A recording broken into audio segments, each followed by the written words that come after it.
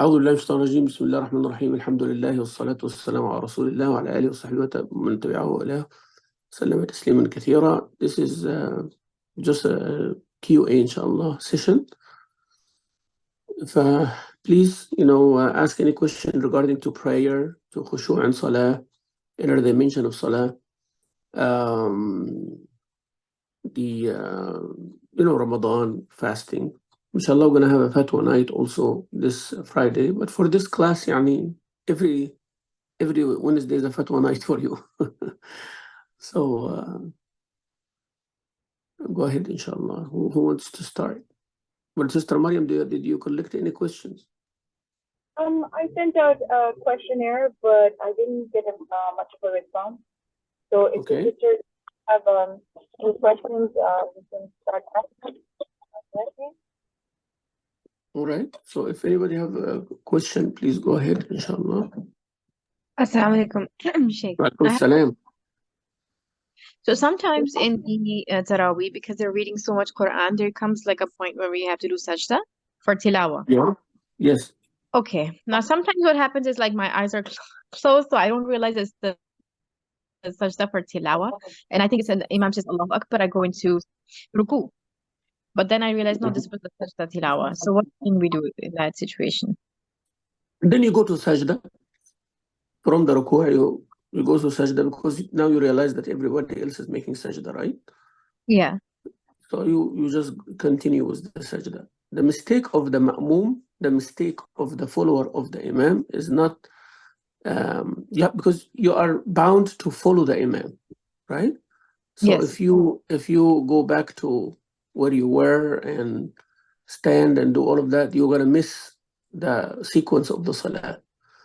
All right. So even if you missed sajda tilawa and you stayed standing, it will not void your salah, right?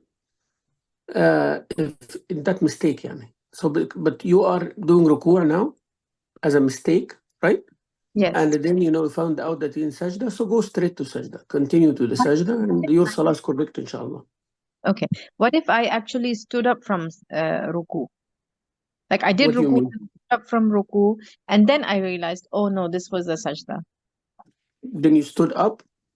Like I completed my ruku, and I stood up after the ruku, and then I realized, oh no, that was supposed to be a sajda.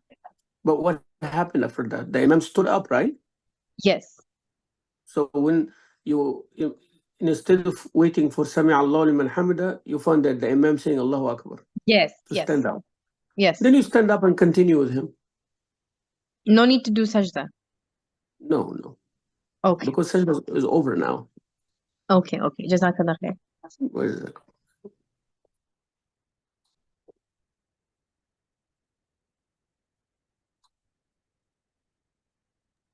Assalamu alaikum, Sheikh. Wa alaikum salam. I have a question. If somebody, wasn't praying for a year or two or some time, some time ago, how do we have to make those prayers up that were missed, or how what is the best way to do that? Okay, the ulama or the scholars, they divided into two opinions here based on this mas'ala or this issue. They are saying that the person who abandoned salah for whatever reason, and then now they make tawbah and come back, that tawbah will relieve them or absolve them from making up the salah, but they should make extra nawafil, extra, voluntary prayers, and this one will replace that one. Because there is a hadith of the Prophet ﷺ that in Yawm al-Qiyamah, when a person comes with their fard missing, or their fard, the quality of their fard prayer was not right, then the Prophet ﷺ said that Allah Azza wa Jalla will ask if he has any nawafil, if that person has nafil, extra prayers, and he will ask the angels to replace the fard number of rak'ahs that were not good with the nawafil that they make. So based on that, they said, the person was disobedient, and then he would come back again, so he does not have to do all this prayer. The other opinion, though, they're saying regardless how long or what time or what is the number of prayers missing, the person has to make it up. And And based on that, they have to assume, okay, if I did not pray 2 years or 3 years or 5 years or 10 years, whatever, and now I'm praying. So they said that they make up as many prayers every day as possible. So, and they said, with the Dhuhr, you pray another 4 rak'ah, exactly like that, with the intention of making up of one of the Dhuhr of those years. And you continue like that for the next 4, 5, or 10 years until it is done. I am with the first opinion because, the end result is the same, but it is going to become very hard to pray a Zuhr with the Zuhr, Fajr with the Fajr, Asr with the Asr like that. You're repeating, it's like as we are repeating the Salah, but rather do the Nafil. So every morning, like, in the Ishraq time, pray 4 rak'ah, 6 rak'ah, 2, 2, 2, like that. Before Zuhr and after Zuhr, pray also 2 extra here and 2 extra there. After Maghrib, instead of praying 2 rak'ah only, pray 6 or 8. After Isha, like that, pray your tahajjud, pray every day, pray at least 10 extra rak'ahs, pairs of 2, and repent to Allah from that, your shortcoming, and then after those prayers, you make dua to Allah sincerely to forgive you for the time that you were ignorant and you did not pray. Did I answer your question?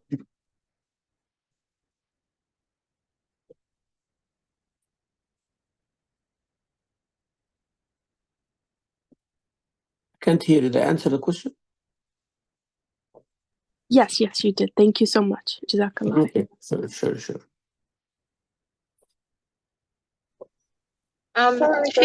this is Maimuna. What's that? Hello, can you hear me? Yes, I can hear you.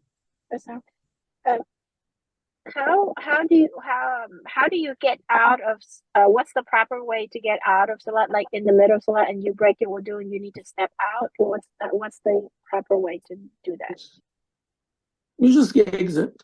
Yeah, some say you do salam while you're standing, but the salam is when you're sitting, right? To exit. So you just exit the salah. Like, So you don't need to say salam and turn to your right or left. You just step back and step out. Yeah, you just step back and step out. Okay. Because basically you are avoiding the salah. You are not exiting the salah. You understand the difference? Because when you exiting the salah, means you complete it. Yes. So you completed the salah, but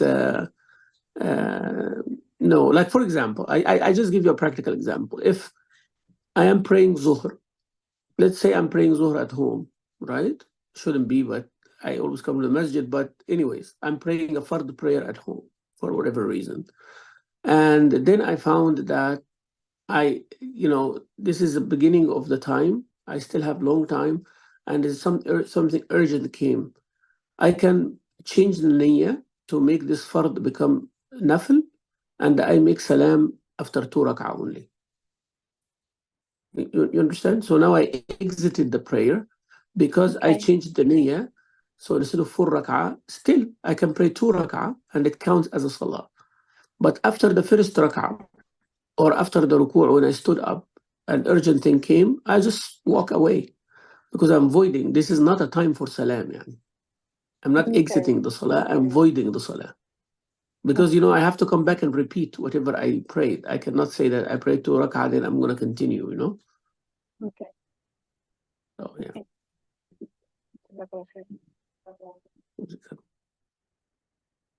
Who else? Any other question? Okay, Assalamu alaikum, Sheikh, again. So I have a question. Yes, something I observed because in the masjid we have different rooms. So there's a prayer hall for just women, and then there's another room for the moms of young kids. So in that room, what I observed is because sometimes moms in the salah, they need to take care of the kids. To what level is that movement allowed? like to what level is that allowed? Because I've seen some mom even walking away and picking up a kid and coming back, or literally taking in the salah, taking a phone out, putting the cartoon on, and giving it to the kid. And yes, so what, or even to, yeah, I mean, to what extent is that movement allowed? And also, I feel like we need to, like, educate the moms of the young kids, because it's avoiding their salah probably, I think. Okay. So the reason I'm laughing about the cartoon thing, because this is a new one for me, like a necessary move to pick up the kid because they're crying. Even if you are bending or walking 2-3 steps forward and coming back to your salah in a straight line, there's no issue. Inshallah, your salah is complete, because even if you are at home close to the door, for example, and somebody knocked on the door, you can just go sideways or something and open the door and come back to your place of prayer, and your prayer still continues, because this is a necessity now, right? But to check the phone or check the message or go and do the YouTube, do not say this is necessity. You can pick up your child and comfort him or her, even if you have to exit the salah, so you do not disturb everybody else in the masjid, and calm your child, and then you pray later, or you join later at the last rak'ah or something. That's fine too. But to do those moves of phone and cartoon and all of that voids the salah right away. Okay, Jazakallah khair. And I wonder if there's some way that we can actually guide the moms, Of read course, the of course. Fatiha or something like that, just to remind them during Taraweeh. Yes, I agree. We need to do like some kind of يعني we need to do some chart or some literature and all of that. Okay, inshallah. Yeah. Yeah. Anybody else?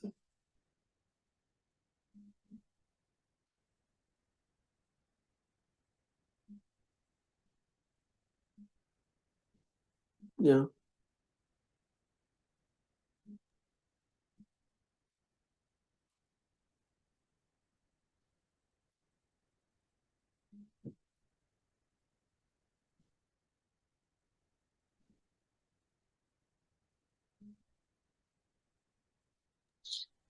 Check if you miss if you accidentally miss Fajr and you make up Fajr, do you have to make up the Sunnah also for Fajr? If you miss a rak'ah, what? The Fajr prayers. Do you also Yes. Well, there is make up narration. make up?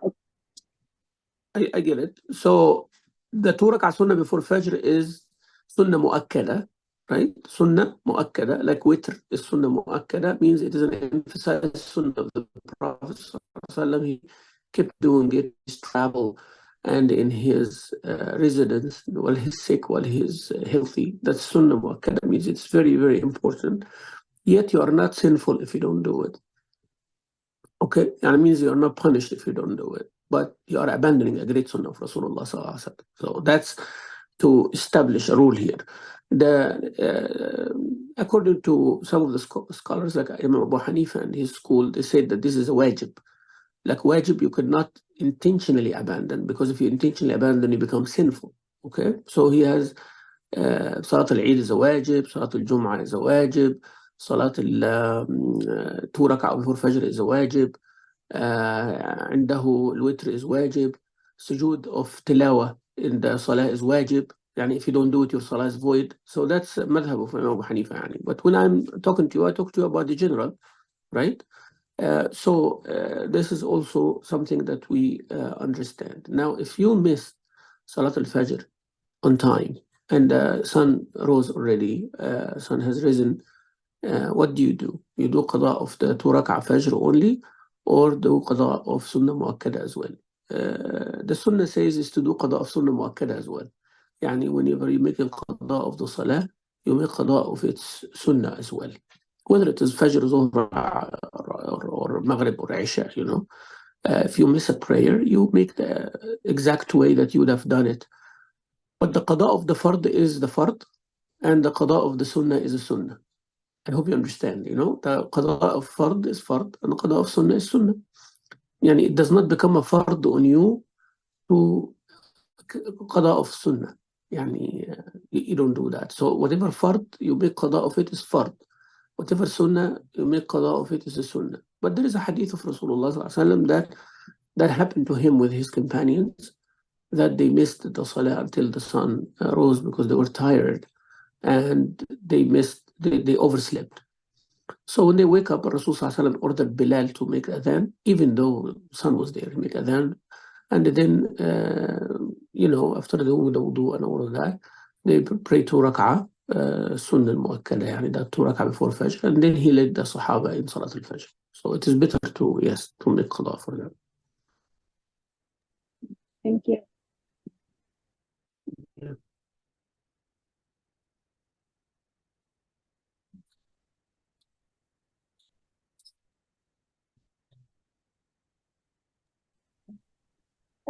If you pray like with all just the sisters alone and somebody's leading, do you make someone else make the iqamah before we pray also? Or Yes. you need to make iqamah? There is no adhan يعني for the sisters, right? Adhan.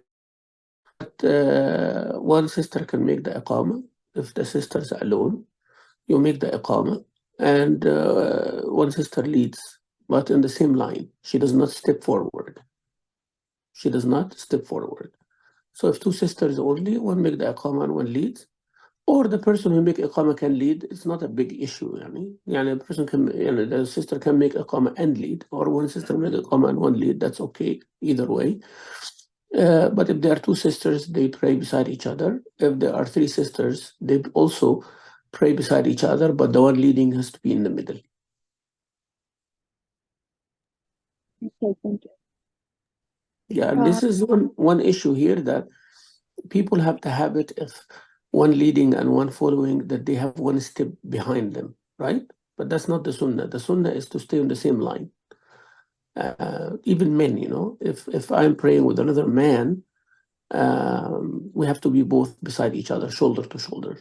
And the person leading is on the left, and the person following is on the right. That's if 2 only. But if there are 3, in the case of men, they are behind. They have to step behind. And the imam is in the front, as you see, normally. But for the sisters, even if they are 3, it should be the same. You know, the 2 are the same, and the third one comes on the left side. So the sister who is leading the salah becomes in the middle, and they go on, and the whole line become like that. So the sister doesn't step forward, regardless of the number. Relating to that, I noticed sometimes some ladies, when we are at the masjid, they don't like to stay in the first row. They like to all stand in the second row, I guess for privacy, or I don't know for what reason. But while the men's side is on the first row, is that allowed or is that not allowed? Say that again. Say that again. I'm not following. So when we are all at the masjid, right, and we are praying with the men when you are leading, so sometimes the ladies, they don't want to stand in the first row, and all the way to the front. They want to stand in the second row or the third row, all in one line, starting from second or third row. Is that okay? Is that allowed? I see what you're saying. This is more because of the layout of Masjid Salam, right? Because normally the women are behind the men in any masjid, right? But because here the women are beside the men, correct? So you are saying that they step behind. They don't want to be parallel to the first line, but they are parallel to the second and the third and the fourth, like that? Is that what you're saying? Yeah. Okay. So this is actually it's a good thing, like I see what is happening here, that the sisters do not want to be like an extension to the first line and the glass is in the middle, right?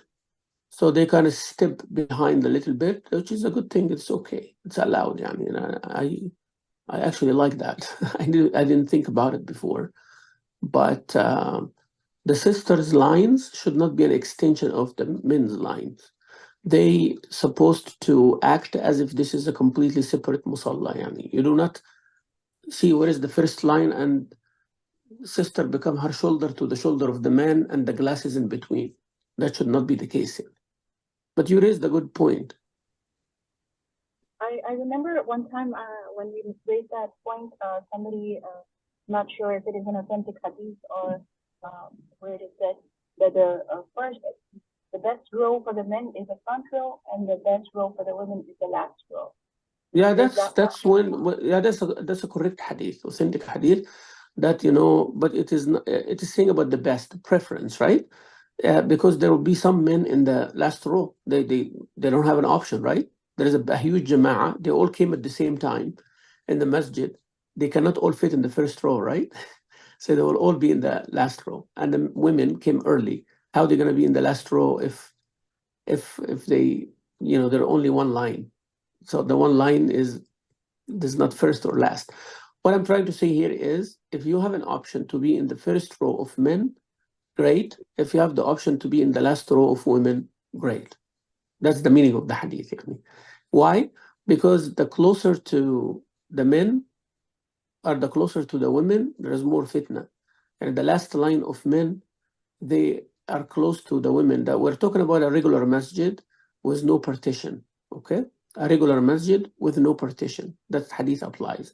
So basically, the first line of women are right behind the last line of men. So they can hear the move of each other, they can hear the voice of each other, they see each other. So that's why that hadith is there. So that hadith is saying that the men should go to the prayer early while the women should go to the prayer later. Like women do not enter early, right, for Salah al-Jama'ah. They wait until the men, the Jama'ah starts, because it's not like our time now. People keep coming until the last rak'ah. Before, the people were eager to start the prayer with the Imam, right? So the masjid is full with the Imam. So once the Imam starts, then the ladies come in. And once the Imam says salam, it is sunnah for the ladies to leave. We're talking again about a masjid without a partition, right? They are in the same prayer hall, kind of. So when you are in the Salat al-Jama'ah, the women just leave after that. That is the etiquettes. But now our masajid is built differently. There is a partition. And when there is a lecture or something like that, we ask the sisters to come to prayer hall. They sit on one side and the men sit on one side because it's a big prayer hall. No issue, inshallah. But when you are in your musalla, on the other side, you consider it completely separate. Whether the line is like extension or the line is back or front, this rule doesn't apply. Like if you have a musalla by yourself, then all lines are good, inshallah. Because you are not right behind men. Yeah. Assalamu alaikum. Alaikum salam. I have two questions. One is about Tahara and one is about Salah. تفضل. So which one shall I start with? طهارة. Okay. Now I have an issue when either like a baby or some kind, and they like, for example, there is urine on the carpet or on the chair.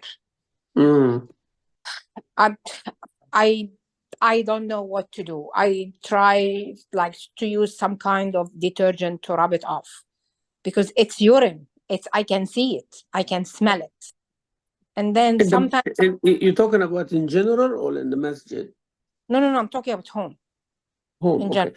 So there is a chair that you're going to be praying on, sitting on and praying, or the floor? No, it's a chair in the house. Someone sat on it and there is urine. Urine. Okay. Yeah, I can sometimes Clean it, يعني you were talking about cleaning this. cleaning. Is it Yeah, with water or right. not with water? Yes, I use Okay. detergent, and then after I use the detergent, I splash some water over it. اوكي. وعند الفقهاء يعني الثلاثة اللي هو مالك والشافعي وأحمد that the tahara has to be with water. So if you clean any without water, as long as the last time you clean it with water, that's fine. But you not splashing will not be enough according to that. But according to Imam Abu Hanifa, which is a strong opinion, by the way, that, you know, the result is what counts. So according to him, if the sun dried it or air dried it, that you do not see the color or the smell anymore, so it is tahir. That's why dry cleaning, according to Abu Hanifa, becomes a means of tahara, while the others are not. So if you have a urine or a najasa, and you use the dry cleaning, because the fabric sometimes you cannot wash. If you wash it, then it will, you know, be bad. Some of the fabrics like that, whether it is couches or carpet or clothing. Some of it, if you know, the fabric itself, if you wash it, they have an X on it. Don't wash. If you wash it with water, it will corrupt the fabric. So according to Imam Abu Hanifa, you can clean that with dry cleaning or with shout or detergent or whatever it is that you do.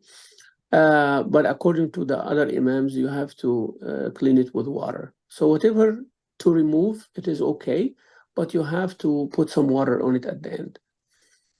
Okay, I hope it's clear. yeah, يعني. I understand. So after I do the detergent, I still have to do like one round of water for it to Water, be. yes. Yes. Okay.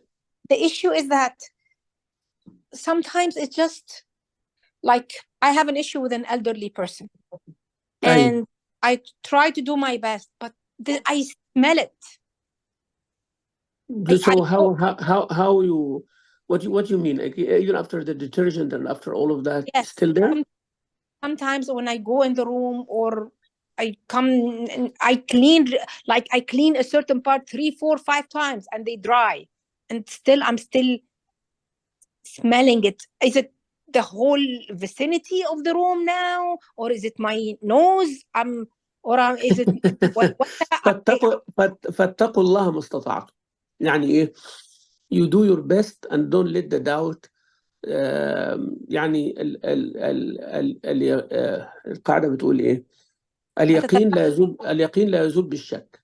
اليقين لا يزول بالشك. يعني you have a يقين that the room is clean, but now you are doubting, even if you are smelling, but you are not seeing anything. You're not seeing the exact spot. You're not going to clean the whole room, the ceiling and the walls and the, يعني you're not going to do that, because sometimes even in the couch itself, whatever urine, maybe it goes down to the wood of the couch, or it goes to the internal part of the couch, which you cannot clean, right? Yeah. And that's why it is there. So you either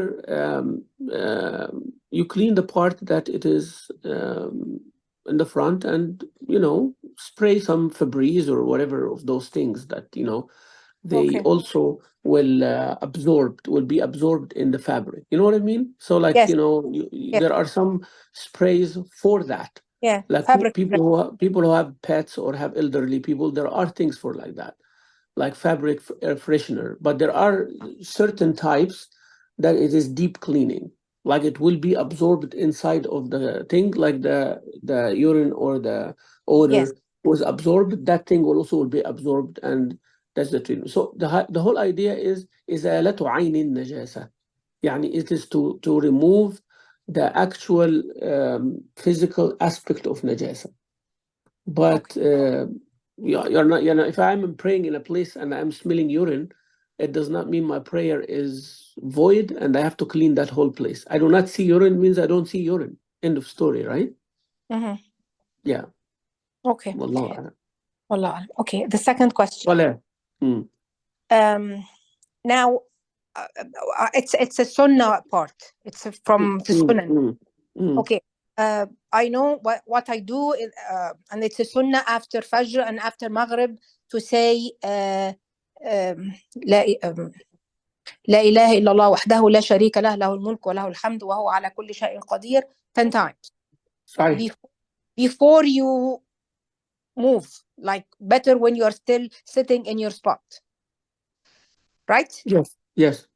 Okay. Now, sometimes, astaghfirullah al-azim, if Maghrib it's tight and I don't have enough time and I get to choose between either doing the 10 tasbih, the 10 times, or doing my sunnah, which comes first?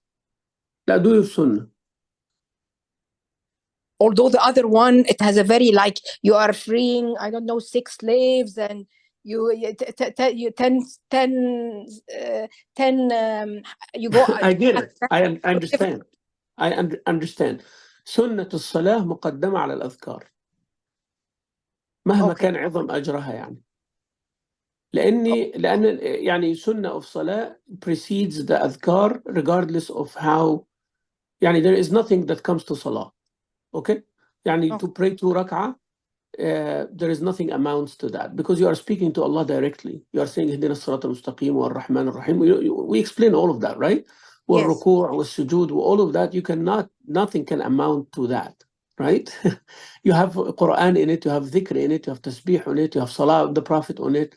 So do not say that, doing, because you can do that dhikr even when you are not sitting. You can do that dhikr when you are not even having wudu, So you can do this adhkar later.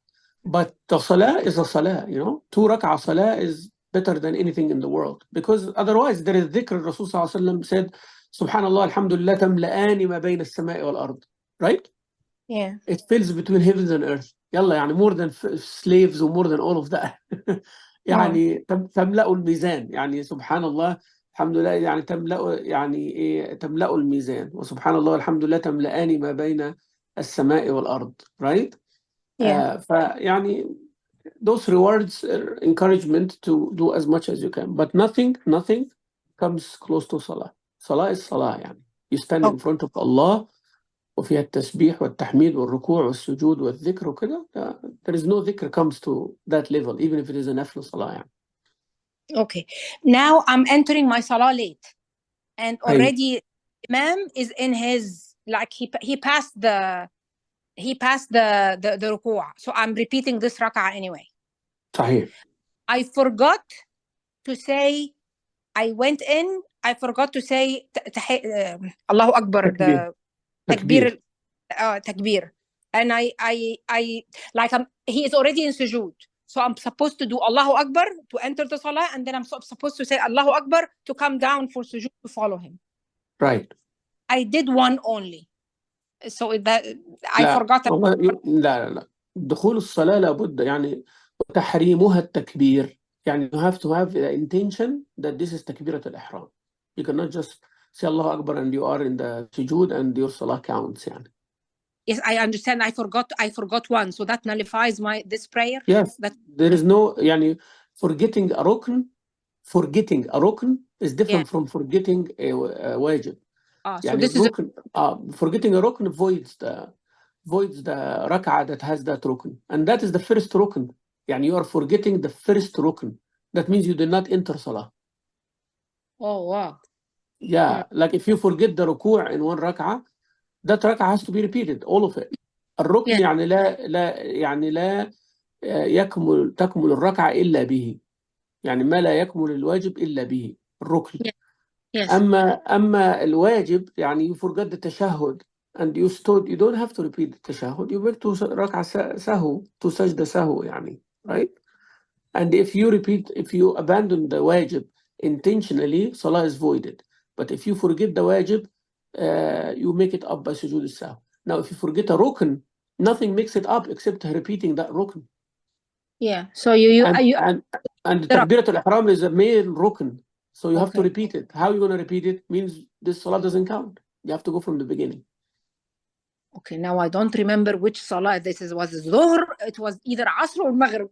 ما غلب على ظنك, you make it up. يعني you make up one Zuhr and one Asr and one Maghrib. Okay. If you don't know, because you cannot make niyyah that is this is a Zuhr or Asr. You cannot make niyyah like that. The niyyah of fard has to be specific. Yes. فهمتني? The niyyah of the fard has to be specific. It is either a 4 rak'ah prayer or a 3 rak'ah prayer. If you know 3 rak'ah prayer means it is a Maghrib. If you know it is a 4 rak'ah prayer but you don't remember Zuhr or Asr, then you have to pray a Zuhr and a Asr. Okay. Inshallah. Right?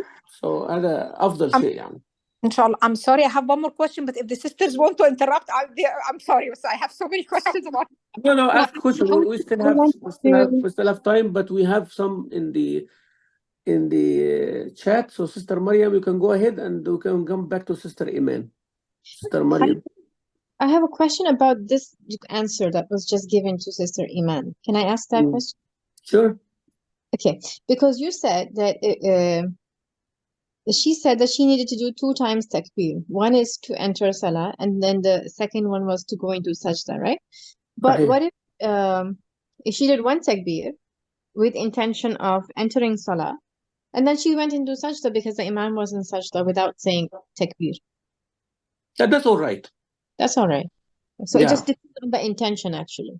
Right, yeah. Takbirat al-ihram is how you enter Salah. You cannot enter Salah without entering Salah. Yani, this is how you enter Salah. Okay. Now you did not enter Salah means there was no Salah. Okay, It's like so somebody doing the moves. Yani. You have to stand there and do Allahu Akbar in your heart that I'm entering Salah. Okay. But saying the takbirat al-intiqal between the ruku' and the sujood is a sunnah. It's not a rukn. Yani if a person just going ruku' and up and down without saying Allahu Akbar, still the salah is correct. Okay. Right? Anybody has the question? Another question? I don't see the chat, but is the chat answered? Like the questions answered? I have soal, Sheikh. Assalamu alaikum. Go ahead.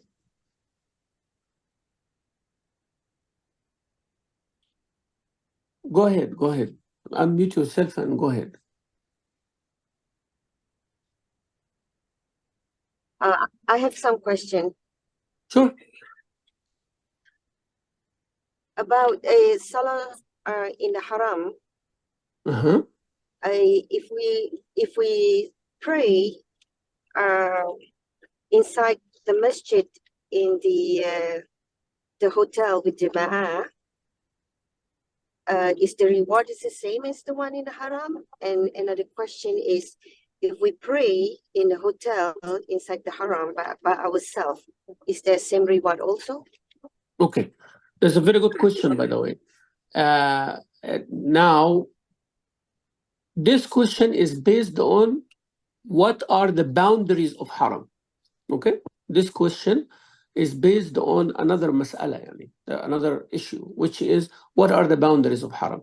Boundaries of Haram are those walls that they established around the Kaaba, or it goes beyond. So what is there are big debate, but I'm just going to give you the summary of it. I mean, the outcome of it. The outcome is, as long as the lines are connected, it does not matter where is the last line. This is haram, and the reward is the same. Whether you are in a hotel, on the street, on a store, on a bus station, as long as the lines from where the imam is, those circles around the haram, they are going, expanding all the way in the salawat, so then you are getting the same reward. I hope this one is clear before we go to the next one. So if you are behind the imam in Salat al-Fajr, Zuhr, Asr, Maghrib, Isha, or a Janazah, or Eid, or Jum'ah, or whatever Salah is that the imam of the haram is praying, and you are behind, it does not matter where you are, up or down, or left or right, or how far are you in Mecca, as long as there is a line before you, and the line before you, and the line before you, until you reach the imam. So you get 100,000 for everything. Now the issue is when the Jama'ah is not going on. It is not when the Jama'ah is going on. So when the Jama'ah is going on and you pray in the masjid of the hotel, there is no issue at all, right? Because lines are connected, even if the lines are not complete, but there are lines, even the line is not complete. There is a distance here or a distance there, but there is a common line going on, and you are in the middle. There are people behind you and people here and there, all right? So now comes when you are alone in your hotel room and you want to pray nafil. And is this 100,000 or not? In my opinion, which is like many other scholars, it is 100,000. Why? Because those hotels are in the boundaries of Haram. They are in the boundaries of Haram. You are in the boundaries of Haram until Masjid Aisha. You know, Masjid Aisha, where people go and do the ihram. If they want to do a second umrah, this is called the boundaries of Haram. So whatever happens in the boundaries of Haram, you get the reward for it. So there is the Kaaba itself, which is called the Bayt al-Haram. There is Masjid al-Haram, where the known as a masjid, and then there is al-Balad al-Haram, al-Haram, يعني حدود al-Haram. So the scholar said, 100,000 only in al-Masjid al-Haram, where the people praying normally, whether they're alone or they're jama'ah or no jama'ah, means the walls that it is designated as the Haram. يعني, you know where the steps of the clock tower and the steps of any hotel? So that's basically called the masjid and its courtyard. So masjid inside and outside the walls on this thing that is considered the Masjid al-Haram. That's it. Once you enter the hotel, according to these scholars, that is not haram, right? It's not haram. So if you pray in the hotel voluntary prayer, it does not count. It does not count. But if you pray at the time of Jama'ah and the lines are connected, it counts. That's why I separated the two scenarios. Okay? So if you are within the Jama'ah, it doesn't matter you are in a hotel or not, inshallah, you're getting the 100,000. Now, if you are alone, there is a debate among scholars now. Not everybody in Mecca will get 100,000 regardless if they go to the masjid or not. No. So the Masjid al-Haram is what is designated as the masjid. When you exit your hotel, this area, courtyard, is considered masjid. So that is when anytime you pray alone or not alone, you get 100,000 rewards. Right? So my opinion, according to that, is, and that's many scholars said that, avoid praying alone, voluntary prayers in the hotel, and pray in the Masjid al-Haram to be safe from all these debates, right? But in the time of Jama'ah, it is crowded, you can pray behind the Imam in your hotel room, no problem. In hotel room, if it's Kaaba view, يعني. In the masjid, hotel masjid, if the hotel has a masjid, and all those hotels have masajid, behind the haram, you pray behind the imam, and this is fatwa of the scholars there. It's not like they did it without support from the shuyukh, So you pray behind the imam of the haram while you are in the hotel masjid, no problem. But if it is not a time for prayer, go pray in Masjid al-Haram. Sheikh, So we have not connected. Say Although the lines are never connected, there will, for example, from the you are in the clock tower, and there is there is a masjid there, but the lines will never be connected. There will not be people on the stairs. So no, I understand. That's what I mentioned. I mentioned that it is not connected means that there is no people just like in front of you. You are up there in the clock tower, right? And the connection is the common connection. يعني there are people on the right of the hotel. The hotels are like in the middle of the sufuf, يعني. Okay?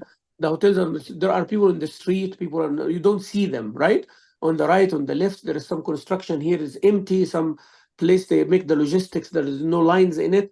But in general, around the Kaaba, there are circles. They're not lines, right? Circles. So their circles are getting bigger. Sometimes the circle is not a complete circle, but commonly they are connecting, So that's what I mentioned. Yani. At the time of Salah, always there will be people behind the hotels and around the hotels and on this side and on that side. Yeah.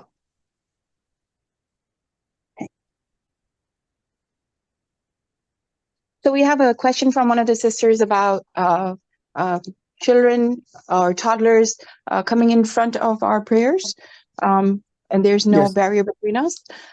Does that break our salah, or we could just continue as usual? Very good question. هو يعني سترة الإمام سترة المصلين. يعني if the imam nobody crosses in front of the imam, it is okay. Even kids run between the lines and all of that, which is not something preferable. But if you can stop the child, not allow them to walk in front of you, that's better. But if they walk in front of you during the salah, it does not void your salah, right? If you are alone, though, also does not void your salah. It's your child, and you can avoid it. You can avoid it, you should avoid it, but it does not break your salah. Even if the child, they have diapers and their diapers might not be clean and all that, but as long as the najasa is not on the floor and is not, leaking or stuff like that, you're fine, inshallah. And it does not break your salah, no.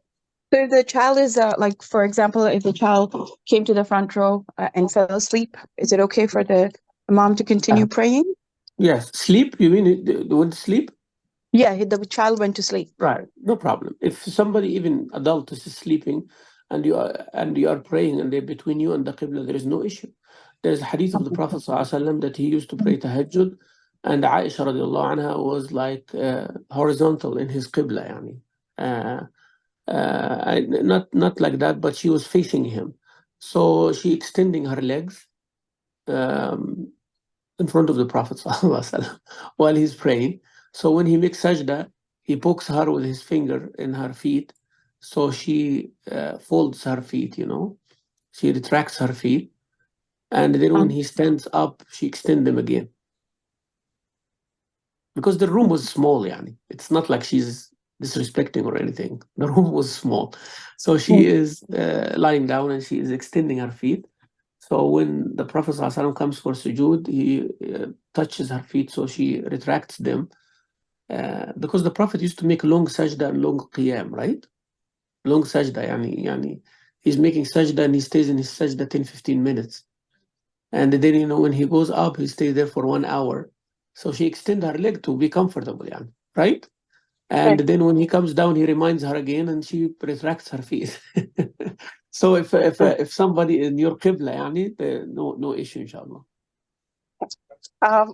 One more question we have here is when people come for khutbah, for Jummah khutbah, and the khutbah is carrying on and they came a little bit late, is it okay to still do your tahiyatul masjid or save it till after?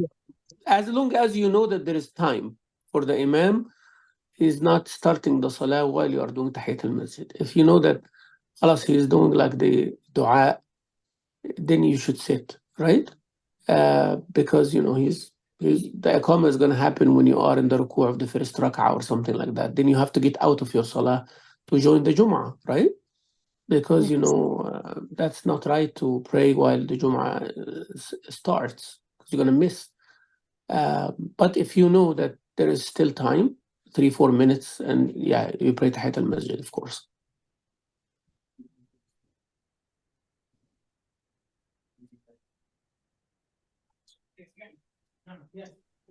Okay. Sisters, do we have any more questions? Because we are running out of time now. Yeah, one question about Salah. Right.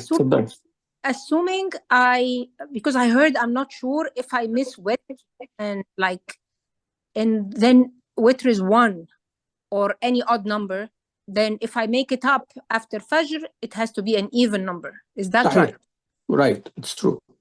You pray witr only odd number at night. But if you make qada of the witr, if you pray 1 rak'ah, you make them 2. If you pray 3 rak'ah, you make them 4. And that's including shafa witr. So I do shafa 2 and witr 1, so that's considered 3. So I have to do them 4. Yeah, 2 and 2, yes. Okay. Now, if I miss Fajr, do I do this? And I'm doing it after sunrise. Do I do 2 sunnah first, or I do the first, then the sunnah? No, sunnah first. Even if same order. After shuruq, no problem. Okay. Sunnah first. And I mentioned the hadith. I don't know, were you there when I was mentioning the hadith that the Prophet ﷺ made qada of Salat al-Fajr after Ishraq, so he ordered Bilal to make the adhan and then pray 2 rak'ah and then led the Sahaba in Fajr. What's the best sahu? Before taslim or after taslim? It doesn't matter. Both are okay. Okay. And the difference among the scholars, they said if it is missing less or doing extra, but there is no difference. You can make the salam and then two rak'ah then salam, two sajda then salam, or you can make it before the salam, 2 sajda and then salam. Also, do you do another tashahhud after that? There is a difference among scholars as well. So whether you do it before salam or after salam, whether you do another tashahhud if you do it after salam or not. Because if before salam, you are not going to repeat 2 tashahhud, right? You finish your tashahhud, and then instead of doing salam, you do the 2 sajda, and then salam right away, right? So Yes. that's okay. That's one way. But let's say that you made the salam. Assalamu alaikum wa rahmatullah, assalamu alaikum wa rahmatullah. Then you make 2 sajda sahw. Now, do you do another tashahhud and salam or not? That's debate among scholars, but both are correct. Yeah. Okay. Okay, sisters, we have come to the end of the session. Jazakallah khair for everyone attending. Jazakallah khair, Dr. Mamdouh. For any further questions, inshallah, you can write privately and we can share it with him. Or if they are fatwa related, remember that this Friday, inshallah, we will have fatwa night. You're welcome to join online or in person, inshallah. Right? Well, jazakumullah khairan ajma'een. We come down, this brings us to the end of the session. If you want, inshallah, next Wednesday, I think it's going to be the last Wednesday before Ramadan, is it or no? Or you have two more Wednesdays? One more. One more. So we can go over the al-khushu' fi salah, and then we can talk during Ramadan. Do you guys want the session to continue? I have no problem, because the time is okay for me, right? Yeah. You will be going for Umrah the first week of Ramadan, yes, the first week of Ramadan. But normally we don't do the last Wednesday or the last 10 days of Ramadan.